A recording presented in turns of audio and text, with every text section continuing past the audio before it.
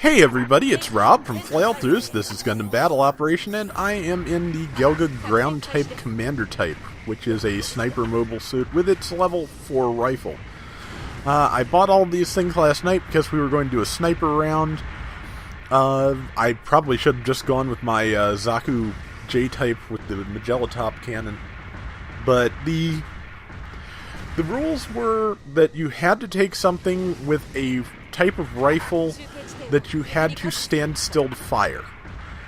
And you could use other weapons, but that had to be its main weapon. So that's what I took, and I'm not playing very well with it. I was trying to get around a corner to get a good vantage point. Didn't happen. Got shot by like 2 or 3 things, and then there are enemies up on the bridge too. So just trying to get a good shot in before I get shot. Between the two of us, we nearly killed that, I think it's the, I think it's one of the Pale Riders? Pale Rider heavy weapons, something like that. Either way. I forget who that is, but I think that's RD Sega Eric, but yeah, so now I'm just trading shots with a Sniper Custom, I think it is, and not really succeeding. But I did remember at this point that the Gelgoog Ground Commander has a dodge roll, which is unusual but not unheard of for snipers. Somebody here, and I think it's the person it's the person firing at me now, is using its, it's that troll, is essentially using its Federation counterpart, the Jim Sniper Custom Shimoda type, which has a dodge roll, as I recall, and nice missile racks on the back. Which I'm not sure how you dodge roll with giant missile racks on your back without breaking them, but, you know, good old-fashioned Federation engineering, I guess. Meanwhile, just waiting to spawn back in. Luckily, it has a relatively shortish spawn time. And I think I remembered to change my medals for this match, but I can't remember.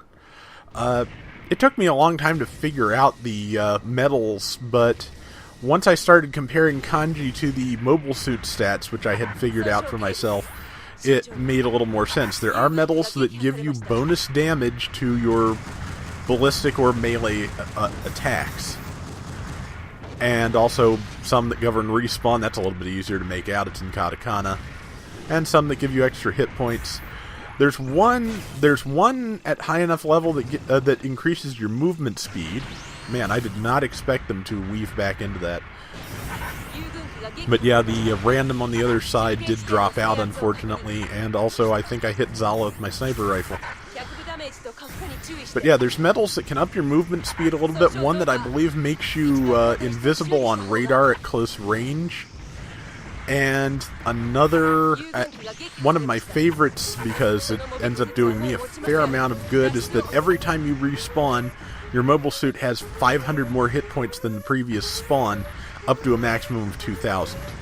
Like I said, I end up dying a lot usually, so that is very handy for me. That is one of the ones I'm using, so if you notice my hit point tally creeping up every time I get killed, that would be why. Pale Rider Cavalry.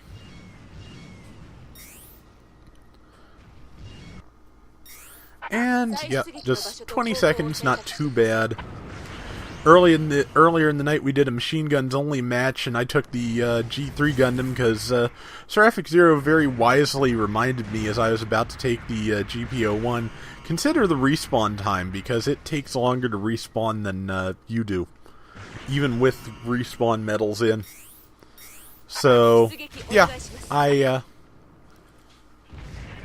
didn't do great with the G3, but when I got back in, I was at least, you know, man, I should have hit that. When I got back in, I didn't have to wait for my mobile suit to spawn in, because that, I believe that gave somebody, I think it was Bop, a really hard time in that very round, so just as well, in the end, I did not have to do that. And waiting for a good shot. I see some people moving, I just have to get a good angle and wait. Or wait to get a good angle, rather. And somebody else got one on me before I got it on them. This is typical.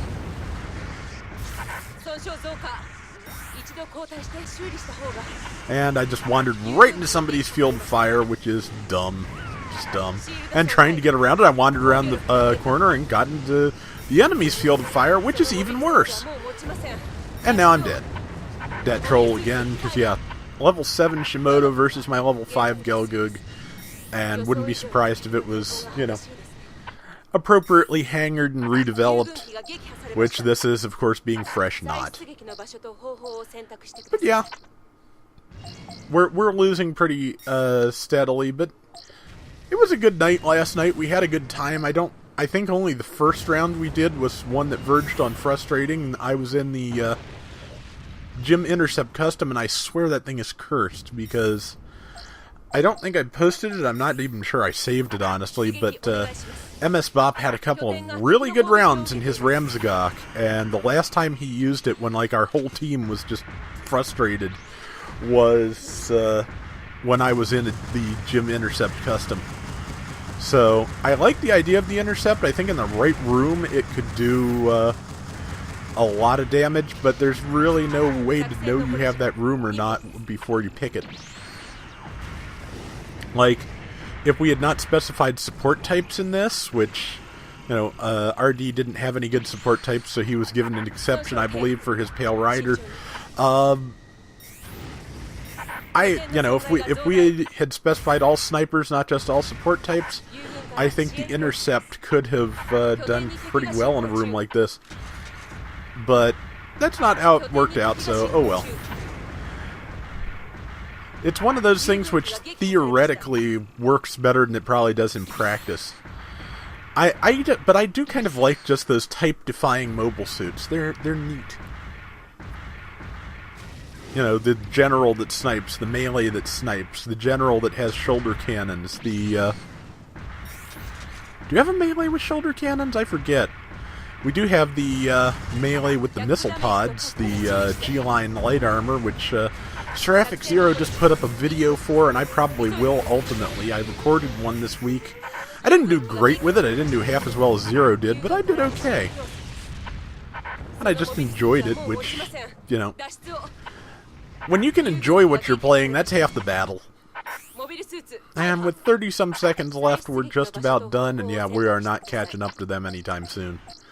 We were kind of spread out, which is not as big a deal as it is for supports as it is for generals or melees, but it was still fairly easy to pick off any one of us, so that was a thing.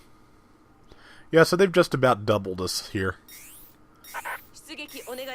But, oh well. I'm probably not going to remember, once this game is done in a week, all the frustrating dumb rounds. I'm going to remember, and this one, like I said, was actually kind of fun. So that was my fault. The targeting reticle shifts when you scope in, and I was not really set up for it. But, you know, yeah, I'm probably not going to remember the various intense frustrations from this when it's all done. I'm going to remember mostly the people. And also that one time I just got sick of getting murdered in RX-78 and, like, took out, I think, 2 different GPO2s in the space of a minute. That was fun. And, of course, it was one I never recorded, because that's always how it works. But yeah, I got 1 kill. That's pretty much all I managed. I was not doing so great. As we were talking about before the game, the Federation, and since we have 12 people, we were faction locked. It does not let you do free select on 12 people. But the Federation has a lot more high-end sniping options than Xeon does, so, you know, it happens. But yeah, as of probably when you see this, it'll probably only be about 4 or 5 more days till Gundam Battle Operation is gone. It's a real shame, but I've enjoyed it. I've met great people. I've said all this before, but yeah, it's been pretty nice. So anyway, that is gonna do it for Gundam Battle Operation. We'll be back soon, and until next time, everybody take care and have fun. Later!